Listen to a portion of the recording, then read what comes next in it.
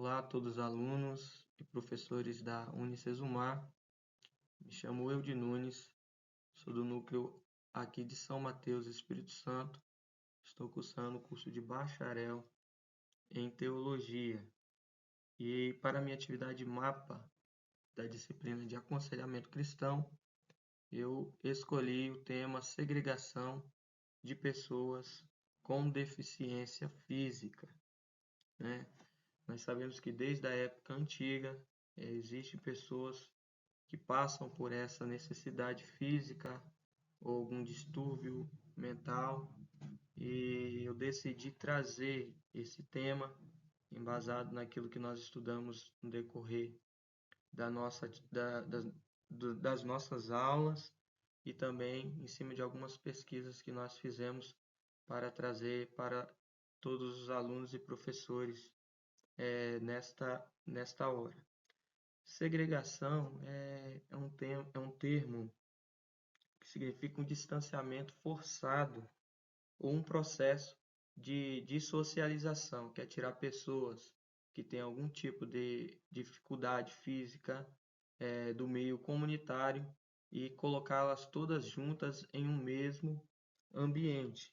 Se nós formos notar desde a era antiga, nós vamos perceber que já no Antigo Testamento, nós vamos perceber que algumas pessoas que passaram por algum tipo de enfermidade foram obrigadas a ser retiradas do seu convívio social, dos seus familiares, retirados do meio comunitário, para serem colocados em lugares ou abrigos onde todas as outras pessoas que passavam pela mesma dificuldade pudessem estar todas reunidas. E isso é segregação, é uma separação forçada de pessoas que estão passando pela mesma dificuldade ou o mesmo problema ou a mesma enfermidade e são colocadas todas em um mesmo local. Nós vamos perceber no capítulo 5 de Números, onde Deus vai dar para Moisés algumas recomendações de pessoas que estavam passando por alguma enfermidade de impurezas, né? Seja ela fluxo de sangue ou até mesmo a lepra, elas deveriam ser retiradas do meio comunitário, do meio do arraial e ser posta para fora. Nós sabemos que dentro dessa ideia, né, nós também entendemos que há uma significância espiritual dentro dessa palavra, né? Mas nós precisamos entender também a necessidade física das pessoas. Era entendida na época que era necessário ser retirado. E isso acabou se criando um costume. Desde de quando Deus dá essa determinação, nós vamos perceber que esse costume é passado de geração em geração. No livro de Levítico, também capítulo 13 e 14, nós vamos observar algumas recomendações a respeito desses tipos de enfermidade. E a enfermidade que mais ganha notoriedade nesse campo é a lepra, né? Porque naquele tempo a lepra era uma doença altamente contagiosa, e nós entendemos também que por necessidade, né, por falta de conhecimento e estrutura, essas pessoas eram postas para fora do arraial, muitas vezes sem um tratamento necessário para que pudesse até mesmo chegar à morte, né? Então nós vamos observar que desde o livro de Levítico, capítulo 13, capítulo 14, Números, capítulo 5, nós vamos ver algumas recomendações a respeito disso. E nós vamos ver também que isso afetava a parte mais de forma pessoas que não tinham uma condição tão boa na época, que sofriam mais com essa parte aí da dissocialização. Nós vamos observar também lá no livro de de 2 Reis, capítulo 7, do versículo 3 ao 15, também uma passagem bastante conhecida de leprosos que estavam para fora da fortaleza da cidade de Samaria, né? Nós vamos observar ali que eles estavam ali aguardando necessariamente a morte, porque eles se alimentavam de restos de alimentos que eram colocados para eles na parte externa, na parte externa da cidade. Então nós vamos observar que isso aí era algo que foram passada de geração para geração, é uma cultura que se instalou no Antigo Testamento e que permeou aí por vários e vários tempos, né?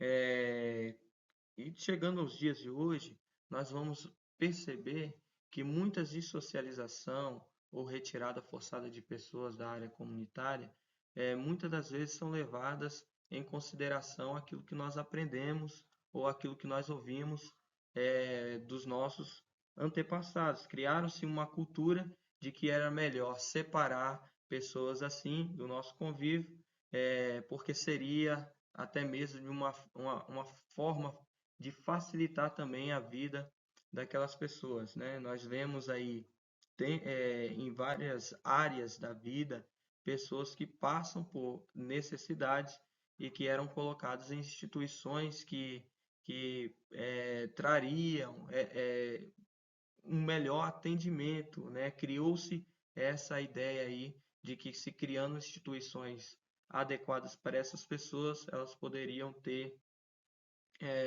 um melhor acompanhamento, né? Aqui mesmo na minha cidade, nós tínhamos uma instituição chamada APAI, que era destinada para crianças portadoras de deficiência. Por muitos anos, ela se manteve trazendo uma educação tanto infantil como adulto para pessoas que sofriam com esse tipo de enfermidade, né? Seja ela física ou intelectual.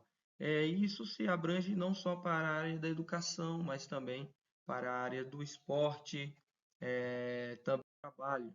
Mas nós vamos observar que, mediante essa segregação ou dessocialização de pessoas portadoras de deficiência física, foram criadas algumas leis para amparar essas pessoas e trazê-las novamente para o convívio social, que é a Lei 8.213 do ano de 1991, que são as leis de cotas para PCD, onde essas pessoas que tinham alguma necessidade física passou a ter novamente o ingresso ao mercado de trabalho. Nós vamos observar também que na Lei de 7.853, do dia 24 de outubro de 1989, também foi formulada a lei de amparamento para de ensino para pessoas com deficiência, né? Onde essas pessoas que tinham algum tipo de necessidade viu-se acolhida pelo Estado, pelo governo federal, aonde o governo, através das suas leis, possibilitou o ingresso dessas pessoas também na área da educação. É algo que é assegurado, né? A nossa Constituição assegura esse tipo de ingresso, né? Está na portaria, no artigo 1º e 2º dessa Lei 7.853 do ano de 1989, que é assegurar o pleno direito e o exercício de indivíduos direito de indivíduos e sociais das pessoas, né? É uma portaria que assegura os direitos dessas pessoas, tanto na área da educação como também no convívio social, trazer novamente essas pessoas para o convívio social, pessoas portadoras de deficiências, a sua efetiva integração no meio comunitário. O artigo 2 também que assegura às pessoas portadoras de deficiência o pleno exercício de seus direitos básicos, os direitos básicos como inclusive o direito da educação, está no artigo 2 dessa lei, né? E nós vamos perceber, queridos, que Jesus Cristo no Novo Testamento, ele vai trazer pessoas que muitas das vezes estavam vivendo em algum tipo de necessidade como essas que nós falamos.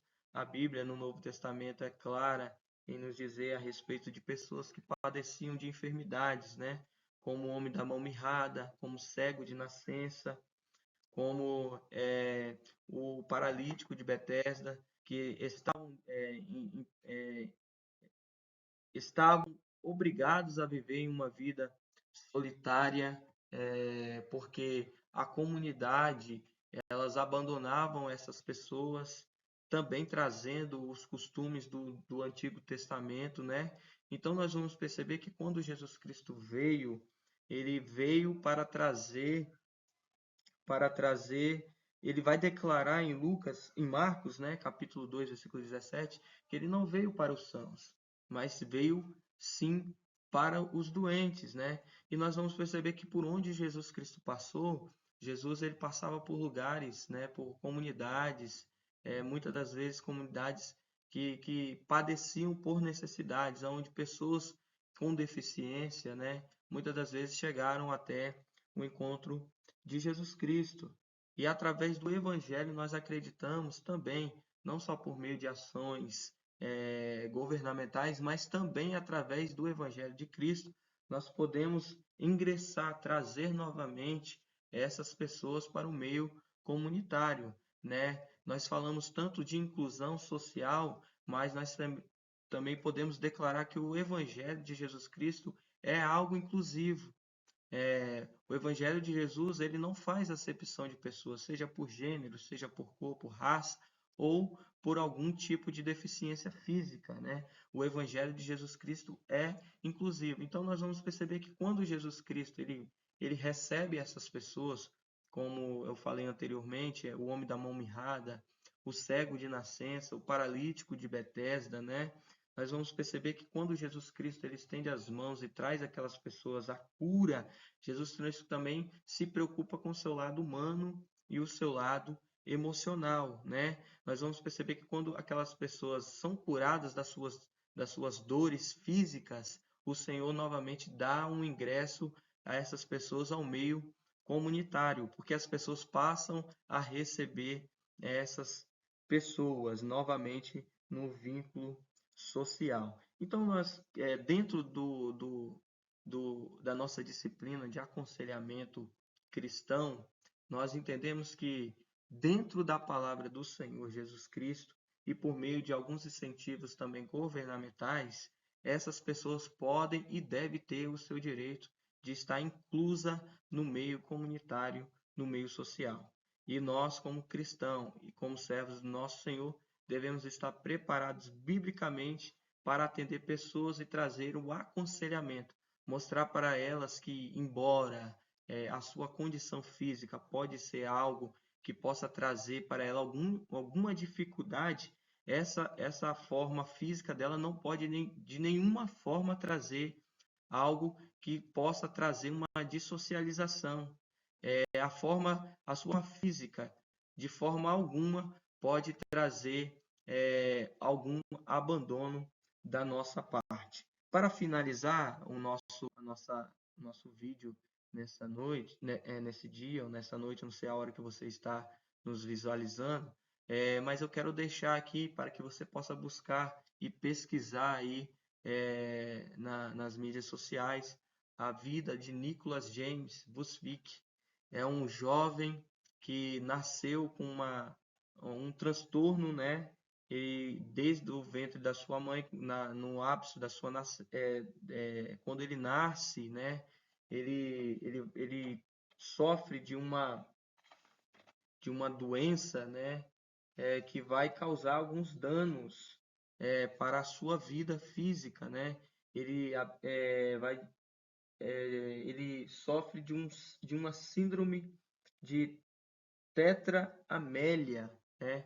Que quando a sua mãe descobre essa síndrome, quando ele nasce, seus pais vão receber, eles vão perceber que ele nasce uma pessoa, uma criança, né? amputada dos seus membros inferiores e superiores. É uma grande lição de vida. Ele hoje é um evangelista e por onde passa, ele demonstra que, embora as suas limitações físicas sejam limitações bem difícil para a vida humana, isso aí não trouxe nenhuma dificuldade para a sua vida como pessoa, né? Ele chega a dizer que se utiliza da sua forma física e da sua deficiência para a arte do Evangelho. Hoje ele vive de palestras por onde passa e também da pregação do Evangelho, mostrando para pessoas que são portadoras de algum tipo de deficiência, que embora a sua deficiência seja algo visível, isso aí não o impossibilitou de ter uma vida ingressada no meio social. Então, irmãos e queridos alunos e professores da Unicesumar que estão vendo a nossa divulgação da nossa atividade MAPA, desde já quero agradecer a todos e pedir desculpa também pelo nervosismo, né? Nós estamos, a nossa primeira vez que nós estamos utilizando desse meio para trazer algo, mas eu espero que tenha sido claro e demonstrar para todos que a igreja ela precisa ser inclusiva, sim, para esses tipos de pessoas, portadoras de deficiência. Mostrar para elas que a sua deficiência pode sim causar algum transtorno físico, mas jamais trazer algo que possa separar a igreja desse público, tá bom? Que Deus em Cristo abençoe vocês nessa noite, nesse dia, ou qual seja a hora que você está vendo esse vídeo, no nome santo de Jesus.